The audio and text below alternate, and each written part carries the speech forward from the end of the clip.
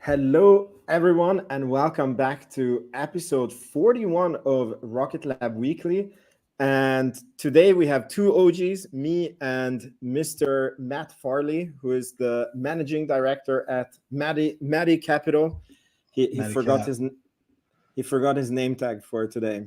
Yeah, I saw that and I was like, I'm not fixing it. I'm too lazy. So today is going to be a very exciting episode for many, many reasons. We got two Archimedes updates, and I prepared some so that we all learn a little bit about what it is that they're doing on the test stand. So I prepared some educational videos for us. And the other reason why it's so exciting this week is because Rocket Lab is actually doing very good as a stock. And I know, Matt, you're looking at private islands.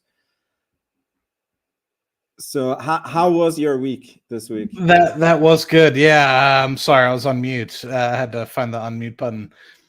Yes, islands are less expensive than I was originally thinking. Granted, the nice ones are definitely still extremely expensive, but week went really well. You know, the whole market's at all-time highs and has been for quite some time, and has really been blowing off the top. So at some point, I'm expecting a slight retracement. But I think Rocket Lab is well deserved. I think it's still undervalued comparatively to where I think it should be. But you know, I understand why the stock is down, right? We're still not EBITDA positive, so that puts a little bit of a strain on the stock. But in terms of the potential, I think, you know, being under $6 is still tough to me. But yeah, it's been a nice week, and it's nice to see a slight recovery in the price. Yeah, I agree 100%. I'm very curious because at this price levels, I don't know how to do a survey on StreamYard, but if you could write in the comments if you're up on your overall position or the price is still below your average, because I suspect that most of retail should be above water with these prices.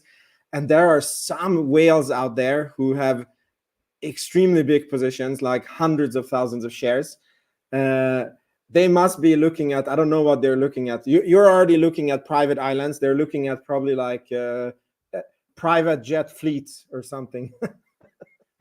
Yeah, no, I'm curious to see it, and I'm proud that, you know, I think some people are being like, why don't they just light it already? You know, you're getting these tests from Relativity, you're getting tests from Firefly, and they're showing up on people's Twitter feed, and everyone's kind of just like, you know, why haven't they launched it? It's like, they have it on the test stand for a reason, right? Do the testing and making sure that the fuel ratios are as expected, and I think as well I'm sure this is the first time that they're truly getting things that aren't in like a CAD or computer program. They're actually having it on the test stand, and so to be able to test how things work in reality, I'm sure there's certain friction factors in the tubings and things that connect up to the actual nozzle that they really are trying to tweak and try to understand how that works in reality, and fixing that. I think it'll be at the end a great result. And you have to think, these guys aren't just like trying to just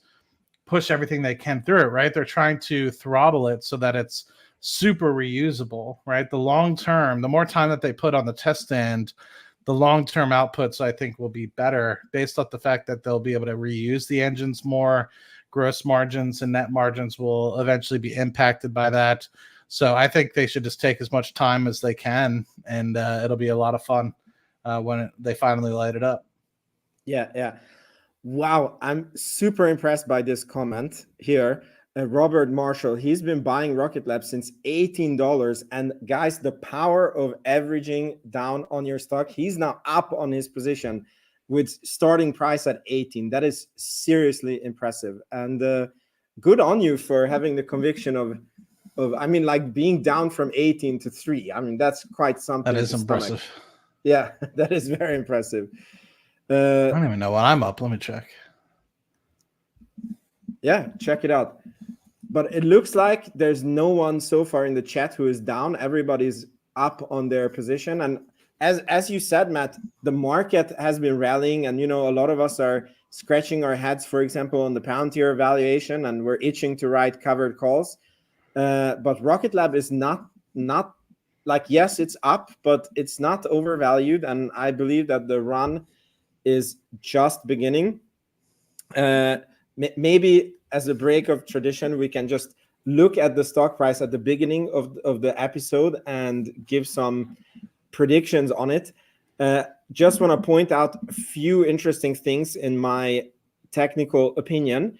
We have been in a channel that is between $3.50 to $6, and I'm pretty sure that we're going to reach the $6 again. We're almost there. The stock price finally closed higher than before the announcement of the what was it called? The capped capped call. Cap raise, yeah. Yeah, the capital raise. And also we are higher than this candle here is the announcement of the SDA contract. So we're finally even higher than that. Now, the curious thing is that this channel has like an upper cap that goes to around this level, 750, which also happens to be the average price target of analysts for Rocket Lab. I'm curious about your opinion. Nobody can predict the stock price, but where do you think we go from here on the short term? On the short term, that's tough.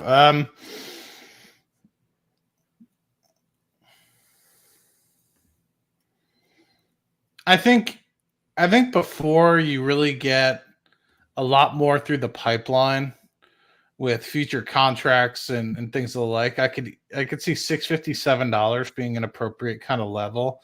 But I just know there's going to be a lot of resistance once we get to the $6 range coming up here, and then I know there's going to be a lot more resistance when we get to the $7 range. I'll just say that $657 level is kind of where I want to see it in the short term. In the long term, after you have some catalysts, future, the first Neutron contract being one, future SDA contracts being others, I definitely see the stock and a successful Neutron launch. So I'm talking kind of like end of 2025. I could see it at 15, and I don't think I'm wavering from that yet. But short term, next couple months, I hope that it gets to the $657 raise, but range. But I won't be writing covered calls. I'm just not going to risk it. I am. I'm in agreement with you. I think we're going to reach the 750, and I think that to break over that, we need some other serious catalysts, like a bit of positivity, or a new contract, Neutron announcements, or something like this. I want to wait for the earnings and see what happens. Did you hear? I spoke about this last week on Rocket Lab Weekly, that the SDA is announcing the tranche 4 of I think the Gamma layer satellites on August 8th, which is the same date as Rocket Lab has the earnings call. And Tim here on X speculated that it could be that Rocket Lab is getting that contract. If we get that, I think we will be in the 7 and 8s. Mm-hmm.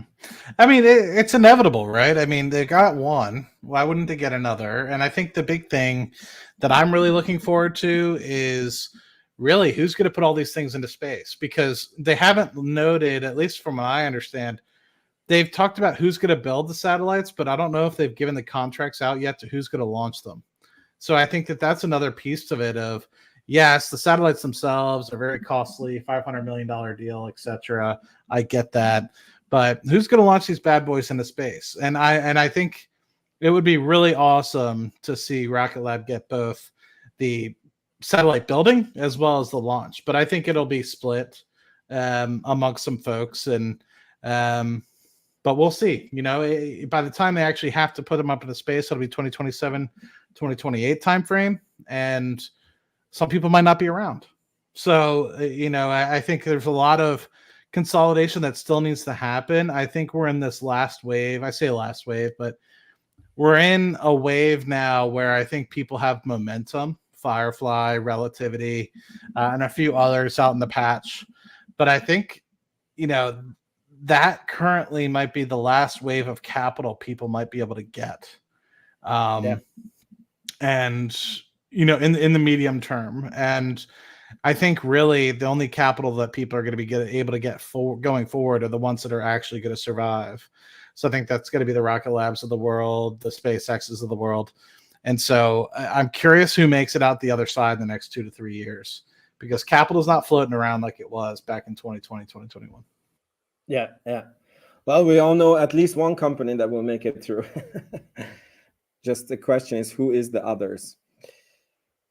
Cool. So let's run through the news of the week before we get to some other very exciting topics. So we got a new Electron launch announcement, Capella Space. Do you know anything about this mission? Any viewpoints on launches? And this is the first launch for Q3 in 2024. I don't know much about it. I know that Capella's I think they have multiple contracts. I think this is I don't remember how many they've launched already, but I know they've launched for Capella already. So it'll be a nice continuation.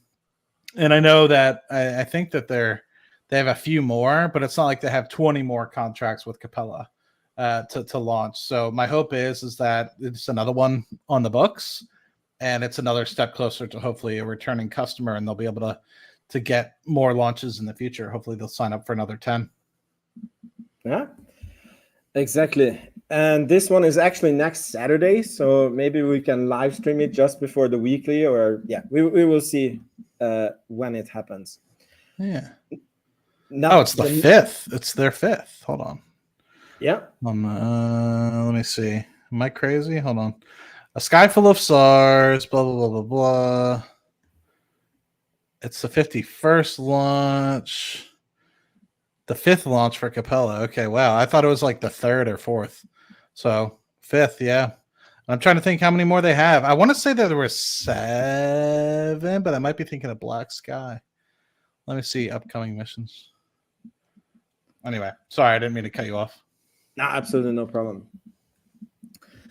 Yeah, so while you're looking, I will just go on to the next one, that we got another Neutron update in this tweet, where they are basically showing this is like 1/2 of the Neutron structure that is done.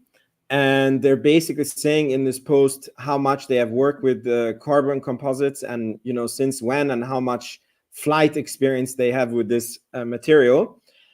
And the reason why that is interesting is because one of us retail investors, Tim, who has had, he does, like, if you don't follow him on Twitter, I don't know what you're doing as a Rocket Lab investor. He posted an analysis and a prediction about how come it is that all the other aspirational launchers are showing hot fire videos, but not Rocket Lab. And that it feels like Rocket Lab is behind. And the reason why this tweet is so interesting is because Sir Peter Beck answered on the tweet. And he actually said... I did not see that part. Okay. Yeah, here.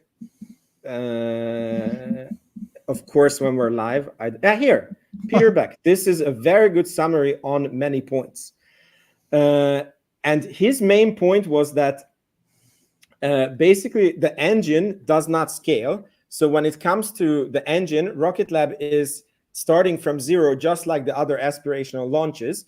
But when it comes to operating rockets in space, Rocket Lab has the guidance and navigation. They have had their own private spaceport. They have extensive experience and production experience with the carbon composite. And many other things that he mentions. And he's basically making a prediction that despite these guys showing off the hot fire videos, they're going to be much later than Neutron, because Rocket Lab has all these additional advantages that these other companies don't have. So it was a very interesting tweet, and it was very interesting that Sir Peter Beck answered to it. Yeah. That's interesting. I'm just looking, man. Capella is a very frequent customer of Rocket Lab. Before they signed the September contract for 4 additional launches, they had 10 Capella launches before. Not 100% sure of all 10. were Electron. It looks like only 3 or 4 of them were, but very frequent. And this looks like it's the last of this contract for Capella. They were on the September 2023 mission that unfortunately had that anomaly, if you remember, and didn't get to orbit. So this is that their chance of redemption. Yeah. Well, they did one, and oh no, this is the upcoming one. Sorry. And then they'll have another one. Sorry. So you're right. This is the chance of redemption for Capella, and there's another one scheduled for later in the year, and then after that they're done. So I'm hoping, and then they start. Looks like it's mostly this Inspectives, which you remember they just signed the 10 or 12 launch deal with Inspective. So I'm hoping that once they get done with this launch for Capella, maybe they'll announce another 10 launches or something like that instead of 4 like they did in September of last year. Yeah, sorry, I nerded out there, but that's good. That's what we're here for. Okay, here's a very, very interesting one that I'm very excited about, and that is the trailer of the new HBO documentary came out, and I was thinking we could watch it together. It's only like 2 minutes, and then let's talk about this thing, because I think it will have some very good implications for the stock. So here we go.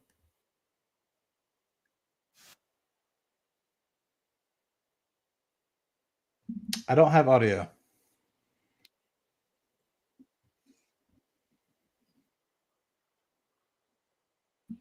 I don't have audio, Vince. There's no audio. Okay, one sec. How do we fix the no audio again? We okay, in the comments, no sound. Okay, how did we do it? Did we reshare it? Like cancel? Okay, cancel. Okay, present. These constant technical issues.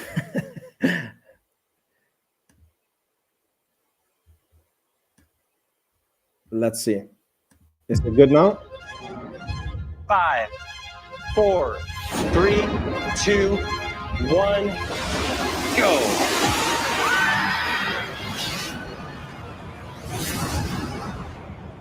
You've heard about the billionaire space race. Shit. This isn't that movie. We're in the midst of a revolution in space. It's like the Wild West. The era of governments controlling this stuff is over. At Astra Space, I run a secret rocket company. Chris is this living embodiment of Silicon Valley. I'm a scientist and he is a capitalist. We're trying to build NASA at 1/1,000,000th the budget. And people take this shit really seriously, right? If you're declaring to the world that you have a product that works, it better bloody work. You know, I started Rocket Lab in 2006. You could not have a more unlikely background for starting a rocket company. No university education, no aerospace background. Fuck it, let's start a company. Fuck it. Very high performance machine, but it's expensive to build. We often get accused of building Ferraris. We're more like a Ford, a much more high volume product. If Peter's not right, Peter loses. If I'm not right, I adapt. We hit something. Fuck. I'm not built to build shit. I'm gonna fucking crucify him. The fabric of our civilization runs on satellites. There is a lot of money to be made up there. Space is now open for business. Nothing's riding on this, except things like our right to privacy. There are commercial companies that have nothing to do with governments snapping pictures day after day. And the power of the world falling into the wrong hands. So now you have thousands of satellites, which themselves are potentially weapons. And whoever controls space may very well control the future of humanity.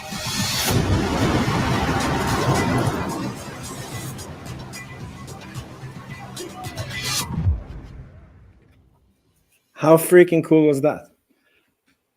It's definitely electrifying to watch, and it's definitely going to be something that I need to sign back up for HBO Max, because I haven't in a while, and I know isn't House of Dragon on HBO Max? I haven't even watched that yet, so it gives me an opportunity to get back after that. To be honest, I also only signed up for this for HBO Max, and on the Swedish one, this is not coming. So I will probably have to also sign up for a VPN so I can watch it in the US. I was gonna say, how do I wonder if I can give you like access to my VPN or something like that temporarily, so you can move around. But yeah, that's tough.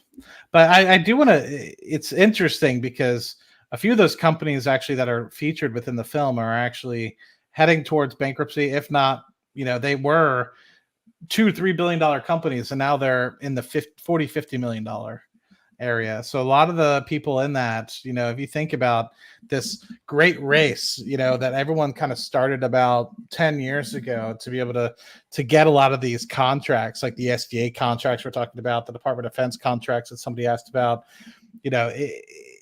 all this really started when they realized that SpaceX was actually making good progress. Blue Origin was making good progress. Blue Origin's really fallen back in terms of how ahead they were back in the early 2000s, and they've kind of just like rested on their laurels a little bit.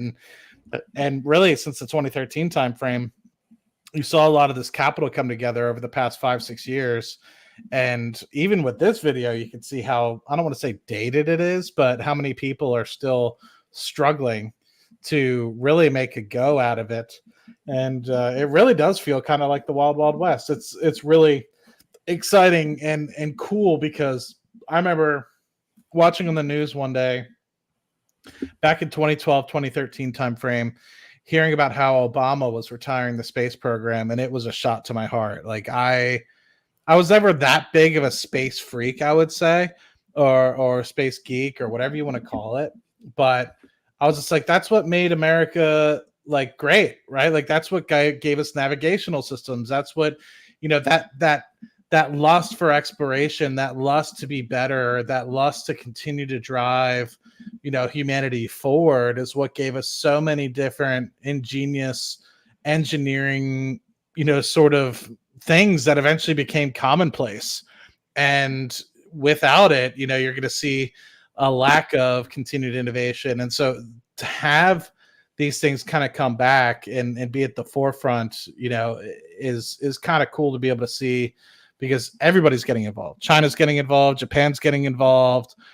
India's getting involved. Russia's been involved, so it's cool that now there's a legit race back to the moon and eventually to Mars. And I think with that, you're going to get a lot of advances that are going to be better for the common everyday person. So sorry, little soapbox there.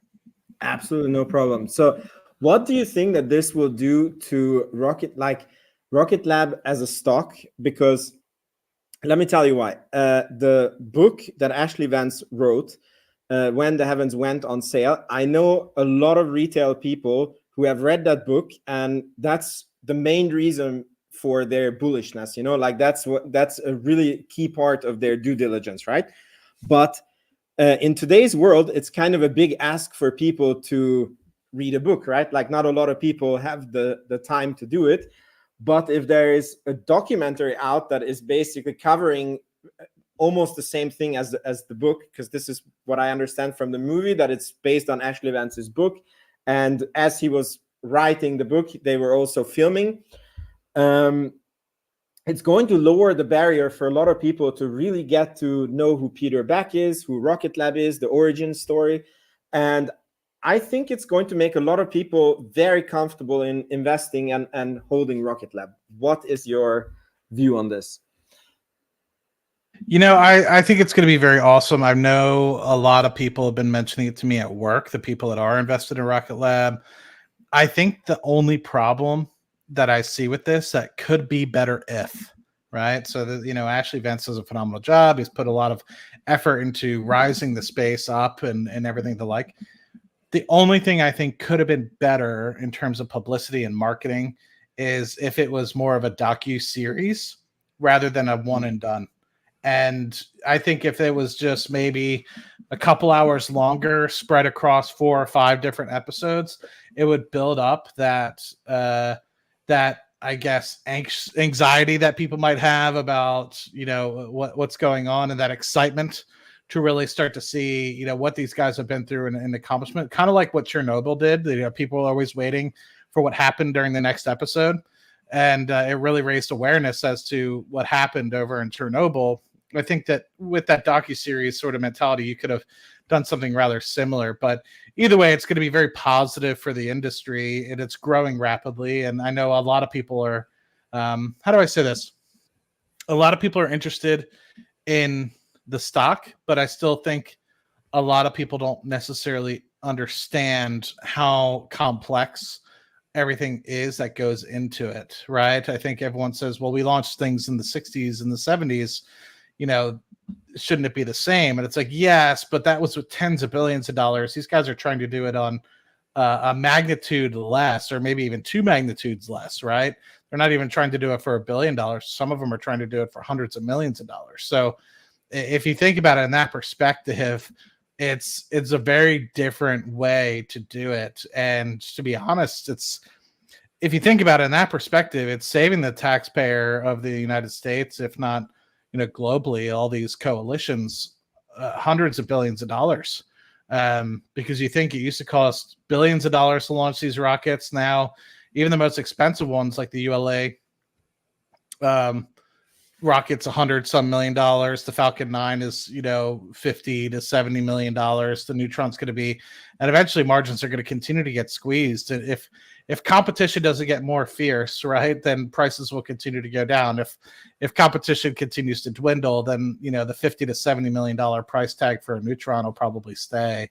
But it's interesting, the magnitude difference of how much it costs to send somebody to space back then versus it is today. And not only that, but we'll be able to reuse the vehicles and have the lack of waste and the maximization of efficiencies. It's a really interesting engineering feat to look at. Yeah. I actually agree with Curtis von Kampen here that the docuseries is like very good for us geeks. But like Wall Street, who, you know, like the investors who just want to like watch something that is like, they have, you know, 1 hour or 2 hours to spend on a company. Like they can just, you know, start, change, stop, watch the thing, and then get the info. In any case, there's somebody commented, let's write a letter to HBO and ask them to extend it to a series. No. Let's just have it come out now, because otherwise we have to wait like, I don't know how long again. So let's just have it come out now, and then maybe they continue. Maybe that will be the docuseries, that they do like an update of, you know, a few years later, what's happening.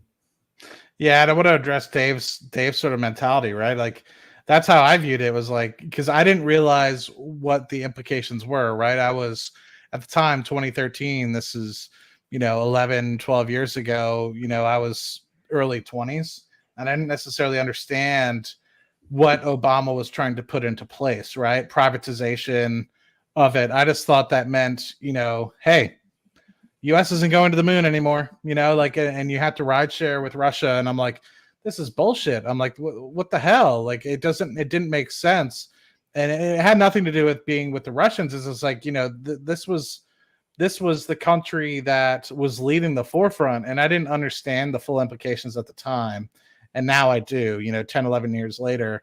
And, you know, I thought it was a bad thing, and it turned out to be good in terms of being able to save the taxpayer money in the long term. Yeah. Awesome. So now let's move on to a very exciting thing. So this week we have gotten not one, but 2 updates for the Archimedes engine. And can you see my screen? Yeah, it's trying to load, looks like. Yeah, it should have been loaded already, but yeah. So one of them is successful ignition systems test completed today as the team marches towards hot fire.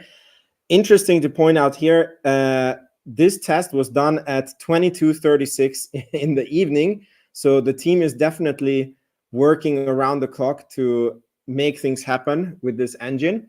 So the next one is successful pre-burner ignition run. We will probably play for a week or so, tuning propellant timings before we open the main valves for a full stage run. These engine cycles are very sensitive to startup transients and timings, so correct characterization of all the transients and operating points is important to understand. So I prepared a little segment for you guys to explain what Peter Beck is talking about. And Everyday Astronaut has done a fantastic video series. The link to this video is in the description. It's a 1 hour long video that explains how rocket engines start up. I just wanted to look at the sections that are relevant here.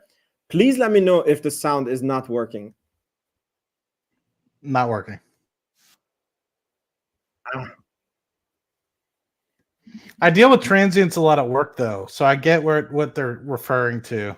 So I'm curious to see how. Well, yeah, it's so. I never heard about it before. So yeah, I mean, basically, what it is like it's what we deal with is eventually when you see all the barriers and you see everything that's kind of contributing to the different pressures that allow oil wells to flow. Like you'll see what we call a transient period, which is like a period of where it actually operates at a higher capacity than what you would expect.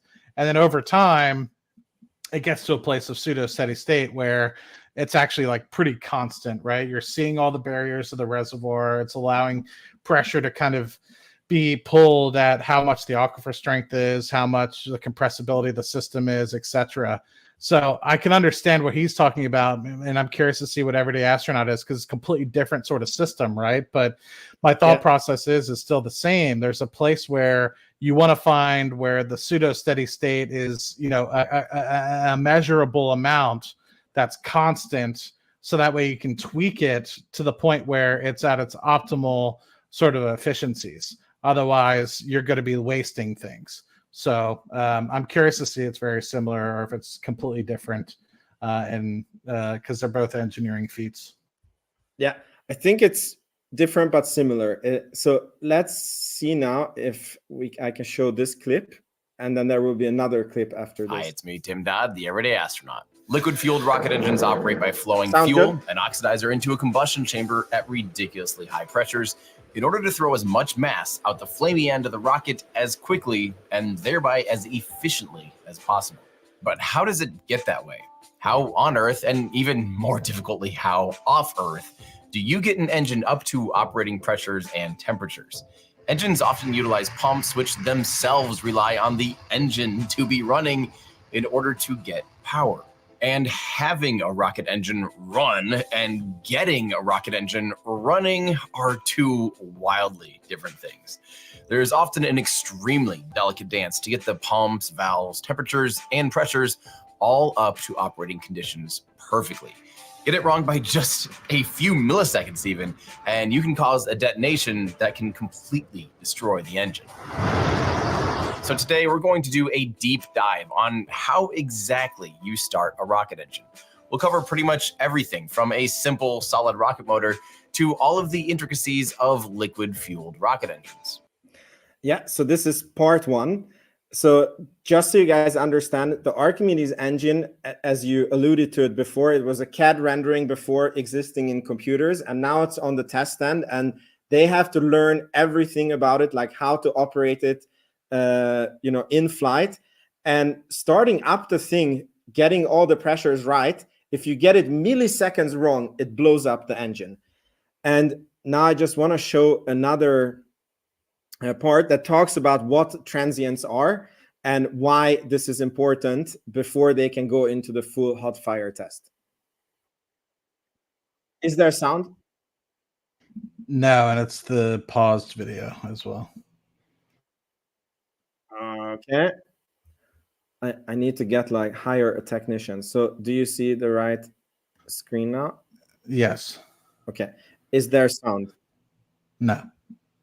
No. Okay. It's so funny. I was preparing so much for the stream, and then just when I was like ready to do this, the stream, like my camera was impossible to get working, and I had to restart the whole computer.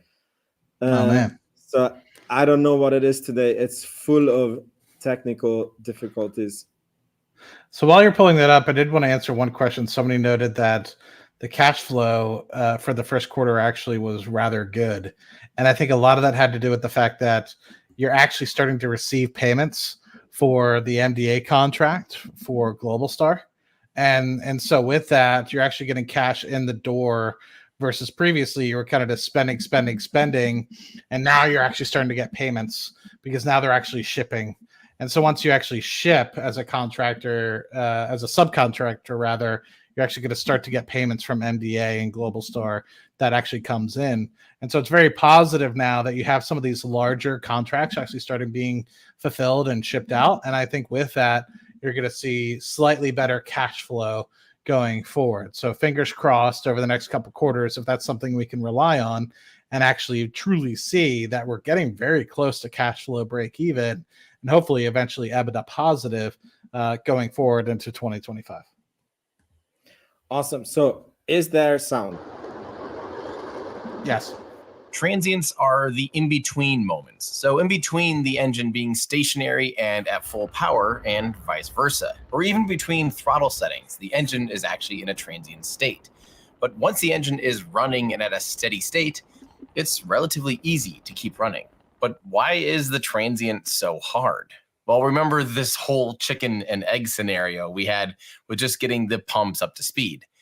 How do the pumps run if they're powered by a gas generator that itself runs on the pumps? Well, the biggest challenge with the whole startup process is the fact that everything is intertwined and a change anywhere in the system will immediately have an effect upstream and downstream from the change. So let's say you're trying to bootstrap an engine, such as the RS-25.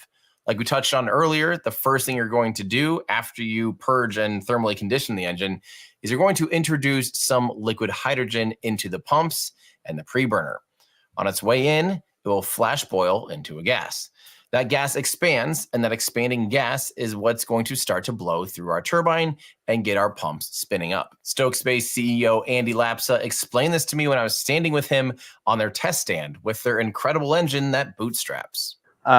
The start transient and to some extent also the shutdown transient are some of the highest risk moments in a rocket engine, right? And if you think about it, like our little engine, 1,000 horsepower in the pumps, bigger engines have tens of thousands of horsepower going through the pumps, and they go from 0 to full power in maybe a couple seconds, right? Yeah. So you've got to control all those horses and make sure they're running in the right direction during that time. So in early development, it is usually one of the higher risk activities for a rocket engine. Quick little side note. Wow. This is honestly one of my favorite conversations. And Andy Lapsa and his company Stoke Aerospace is working on an absolutely incredible rocket.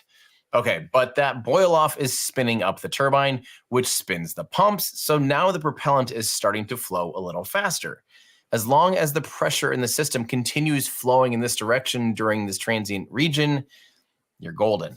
The problem is there's often slight delays between action and reaction. So it's almost like there's waves of pressure changes moving throughout the system. And if those get too extreme, the pressure gradient might actually start to flow backwards. And you can stall out your startup sequence or, even worse, potentially blow up your engine. Take a valve opening, for example. As a valve opens and introduces, say, the oxygen into the preburners, that too will have an effect on the pressure and the flow. And then the preburner ignition will affect the pressure and the flow. It's all just a constant back and forth feedback loop. But now we've touched upon another. So that was the section. So I hope we all understand a bit more why they are having, I don't want to say such a hard time, but why they are so methodically testing different things and trying to get to the hot fire, because they're talking about milliseconds, thousands, if not tens of thousands of horsepower that need to go into the right way. And if it doesn't, and you mess something up, you can blow up the engine. What like in light of all this information, like how do you think Rocket Lab is doing, and how's it going with the hot fire test? I'm sure it's going extremely well. I mean, these guys know what they're doing. They've had experience with the Rutherford, the Curie engine. It's just it's a different beast, right? It's got, I think, I'm trying to remember the exact numbers, but it's at least 10 times as powerful as the Rutherford, right? I think it's actually closer to 12 or 15 times more power than the Rutherford engine. So, I mean, this thing puts out some massive power, and I think there's a way to run the engines more lean. There's a way, because you have to think you're mixing two different fuels, right? And so there's a way to mix things more lean versus have them be more, I guess, drier, if that makes sense. And so I think there's a lot of tweaking that they can do, and I think it's all about whether or not it's running at the optimal efficiency. And you have to think as well, like it might end up being that, you know, the fuel ratios that they wanted it to be might not be as optimal, or might even be better than what they were expecting, if that makes sense. But I'm really curious to see overall how it works. But there's a lot of things to tweak, as they showed. There's almost like two sides of the engine that I don't think people really recognize before it actually goes through to the nozzle. But yeah, it's definitely interesting. I'm imagining them doing extremely well, but it's a trial and error process as well. I don't have that sort of, how do I say this? For me as an engineer, I don't really have as much difficulty, because the pressure that I get is the pressure I get from the system. There's opening and closing of valves, but it's a single valve. Whereas here, there's so many different systems and so many different wires and tubes that you're seeing on the engine itself, that I'm sure it's very difficult, because as Everyday Astronaut kind of alluded to, you move one, it's going to mess up something or change the amount of pressure or flow that you're getting from another piece of the engine. And so to get it to a space where it's absolutely perfect is going to be a game. So the fact that, in my opinion, that you're getting an ignition at least means that they're getting very close, right? They're getting close to the point where they're going to be able to test it and actually show a full run. What I'm curious about is what they mean by full run, and hopefully I'd love to get a little bit more detail from Peter, maybe when we get him on, because to me, you know, what he said in his tweet, right? A successful pre-burner ignition and run, you know, to me, that means that they've actually done some testing, right? And it might not necessarily be like actual hot fire testing, and it might not necessarily be the complete capacity of it, right? Because obviously, in order to get things to truly test, you do have to run it, right? So to me, I think that what you're seeing in here is an actual partial run of the engine itself. It just might not be the full capacity that we're used to people seeing, right? Where the entire nozzle is filled with fuel. And you have the fire that's occupying the entirety of the nozzle. I assume that what you're seeing here is at a very low capacity, and they're trying to analyze, you know, without wasting fuel, you know, how those systems are interacting with each other. But I could be completely wrong. And, you know, that's just my interpretation of what he's saying here, because you don't know until you turn the thing on and run it, right? You might not run it at full occupancy, but we do the same thing, like in the oil and gas world. I know it's completely different, but you open it up, you open up the oil well slightly to be able to see the pressure response that you're getting. And only until then, you're able to know, you know, how much you need to open up the system for it to fully flow, or to even partially flow, or to control it at a certain rate.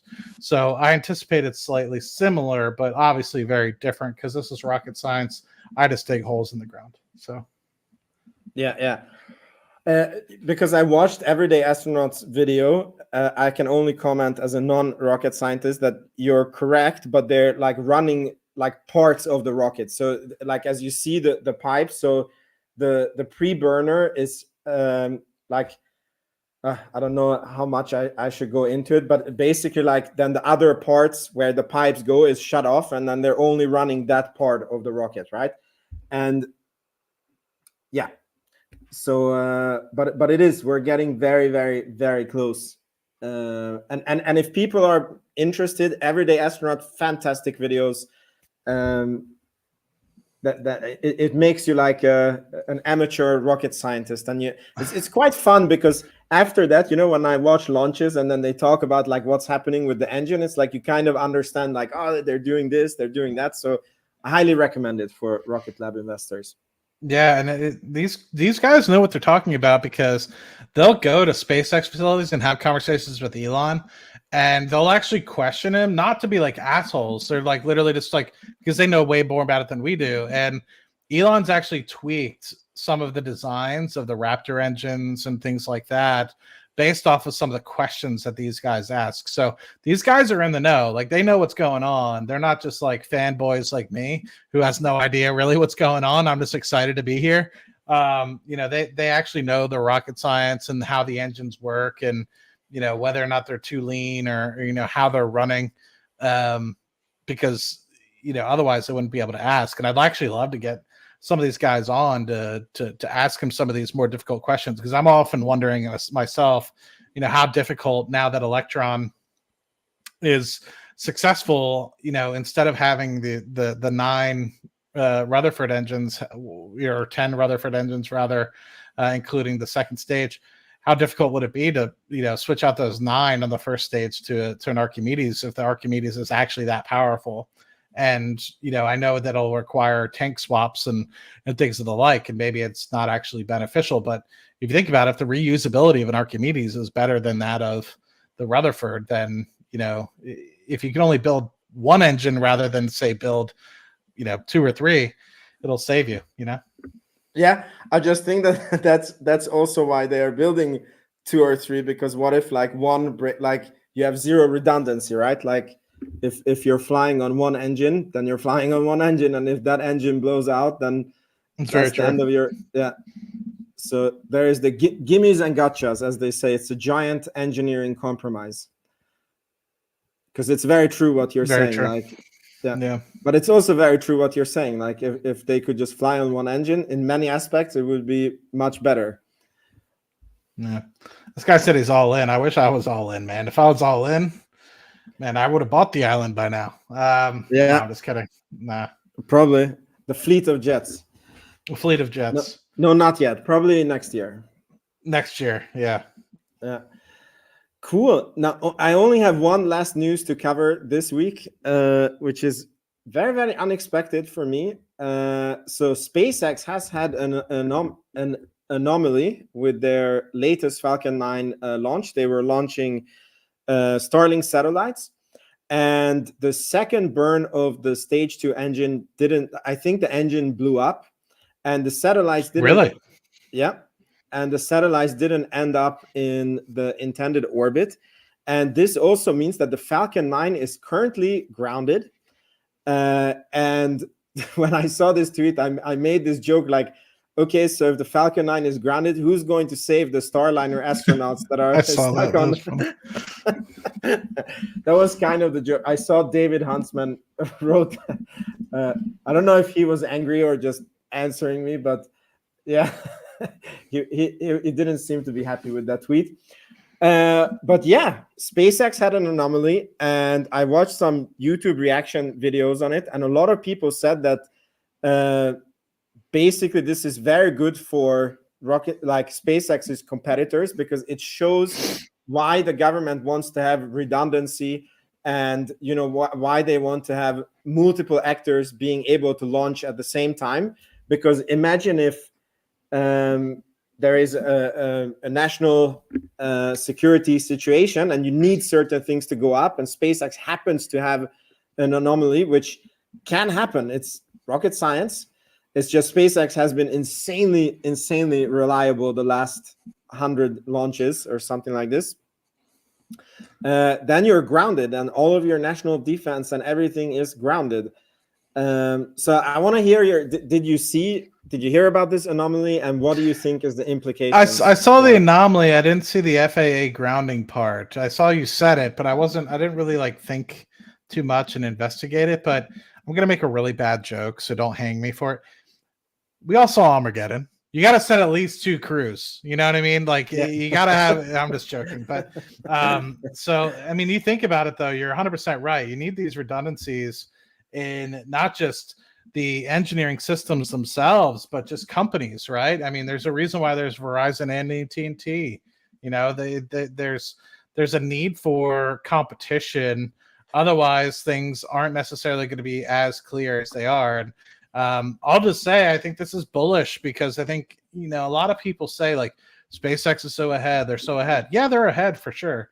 But they're still, you know, engineers are still people at the end of the day. And, you know, something happened. I just think that, you know, everyone was kind of putting Rocket Lab on a different type of cross back in September of 2023 when the company didn't get their second stage engine to launch because of that arcing anomaly that happened. You know, we see something similar here with SpaceX. Yeah, they've launched, you know, close to 50 times this year, I think, from the Falcon 9. So, I mean, to have one mishap, you know, is a 2% impact for the year, right? I'm sure, I don't know when the last time they've had a Falcon 9 anomaly like this in the past, but it just goes to show you that, you know, you need to have many years. Yeah, I'm sure it's been a long time, but it just goes to show you that even, you know, when you're going well and thinking that everything's right, was it Peter that said it? It might have been Elon when I was watching one of the more recent Starship, because they already have like multiple Starships like built, and they're like basically trying to test 1 billion different things. And he told me, he's just like, well, he didn't tell me, he told the channel that they were on. It might have been Everyday Astronaut. I don't remember, but they were like, there's things that'll happen 1 in 10 times. And you just get lucky the 9 out of 10 times where it doesn't happen. He's like, but on the 10th time it does. And he's like, and then you only find out 10 designs down the road. And so I'm sure it's one of those things where, you know, in the perfect conditions, you know, something like this can happen and you don't know until you experience it. And it's just unfortunate. Luckily, nobody was hurt. You know, that's the big thing. Yeah. I mean, it's crazy because as that's exactly also what I wanted to comment on, that there is certain things that happen, you know, 1 in 10 times, 1 in 100 times, 1 in 1,000 times. And SpaceX has launched so much now that they are having issues that come up that you launch in, you know, like 1 in 1,000 times. And there's no way, I mean, we don't know what exactly happened. So maybe it was, you know, some very, you know, like some engineer forgot to tighten a screw, because like the arcing that happened with Rocket Lab, like that was really a truly very weird 1 in a million chance of that happening. So we don't know yet what happened with SpaceX, but that's the beauty of the FAA, though. We'll find out, and it'll make, you know, probably SpaceX and Rocket Lab and probably many others better, right? I mean, I'm sure before that arcing thing that happened on Rocket Lab's Electron in September 2023, might have been something that was on some people's radars. Maybe it wasn't. You know, maybe it was a realized uncertainty. Maybe it wasn't. And now it's definitely on people's uncertainty lists, and designing for it is what's appropriate. So I'm hoping that this is something that, you know, is something that people couldn't even imagine, or from an engineering perspective, we miss things all the time. And the thing that's beautiful is that once it happens in an industry, it's beautiful and sad, honestly. Once something happens like this in an industry, sometimes it can change the course of an industry. Luckily, it was satellites only. And at the end of the day, people do fly on these things, specifically the Falcon 9. And so hopefully it just makes for a safer rocket in the future. Yeah, definitely. So that was all the news that I had for this week. I think this was a fantastically exciting episode with all the new updates. Is there anything else, Matt, you think you want to add? Or I feel like there was a couple questions I didn't answer. I'm trying to remember them off the top of my head. I answered the cash flow question. I'm trying to think if there's anything else. Oh, the Department of Defense ensuring more than one small rocket provider. Absolutely.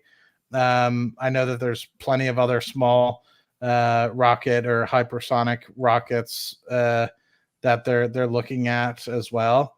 So I'm just really excited to see later this year when they do the haste testing if it continues to be something that's more rapid, because I'd love to see that launching 15, 20 times a year on its own. Yeah, if there's any questions you guys want to ask us before we leave the show, just let us know in the comments. And if there are none, then we leave it off for this week. What are you looking for next week? Is there any specific? Do you have any companies that have earnings? Well, next Saturday we'll have the launch here, right on the 20th. So maybe when does that? Do you know what time that launch is? Maybe it coincides with Rocket Lab Weekly. Anyway, I haven't seen it yet. Okay, we'll find out. That'll be fun. That'd be cool if it's like same time. Any companies? A lot of my companies report at the beginning of August. UDOC reports at the end of the month. Currently can't trade any stock at UDOC for that. Trying to think if there's anything else really that I'm looking forward to from an earnings perspective. I've sold some Celsius puts. I think SoFi might be next week, if not the week after. So I'm excited with that because, they're continuing to do well. I'm not a big SoFi investor, but it is part of the portfolio. When's Dutch Bros? When's the Bros? I don't know why I feel really for the SoFi group, because I think that it's quite a big retail investor group that is in SoFi. And it hurts me to see what the stock has done. And I want that group to have a win. Succeed. Yeah, you want them to succeed. I think, I hear what you're saying. I think so they had a fireside chat a month ago, which was really well received. When is their quarterly results coming? Doesn't look like they have it announced yet. Maybe it's out there somewhere. It's the same situation that Palantir was going through in 2022. Everyone's hyped up about it, but once push comes to shove and you're making enough revenue, Wall Street puts you to the test. Wall Street says, why aren't you EBITDA positive? And so I think that they're going through that same sort of position right now. Rocket Lab's going to be going through that same position in 2025. And my hope is that they come out in 2026 with a lot more capital. And I think not more capital, more EBITDA and more actual net income. And I think when that actually happens and they get closer and closer to $1 EPS, it's going to be a no-brainer. The stock is currently at $6, $7. And if you're making $1 EPS and growing at a pretty good pace, then you should be valued more than at $6 or $7. So I think it's going to be, something that you just have to watch over the next couple quarters, and eventually it'll make sense. Trying to think what other companies I'm really looking forward to. I'm really kind of just waiting for September timeframe to see when they actually do start cutting rates here in the US, what happens to the market. But for now, just kind of hanging on. Palantir's doing really well. Rocket Lab's doing really well. So I can't complain from an investor perspective. TQQQ, which I have way more than I should have. Triple leverage NASDAQ 100, doing really well as well. But I'm sure that'll hit a corner at some point. Any cover calls you're going to write on any of these? I write them all the time, except for Rocket Lab. I'm trying to think what other stocks I don't. I mean, I have covered calls on Amazon, Google, S&P 500, TQQQ. Some of which I'm down. Underwater. I've been breached, yeah. But we've been at such a historic run since October of 2023 that it's inevitable, right? And I just keep rolling, and I'm not that far behind. So if the market cools off a little bit, give it a month or two and I'll be back to making a lot of money. But I haven't had anything called away. None of my Palantirs, but Palantir's super easy. It's like going up just fast enough where I'm able to keep up with it week after week. So hopefully it cools down between now and earnings. So unless it pops up to like $40 or something after earnings, which I doubt will, but if it does, then I'm kind of screwed there. But the S&P, I'm down on in terms of covered calls. TQQQ, I'm catching up with. I'm not far behind, so so far so good with that. And Amazon, I'm still above. Google, I'm a little bit under.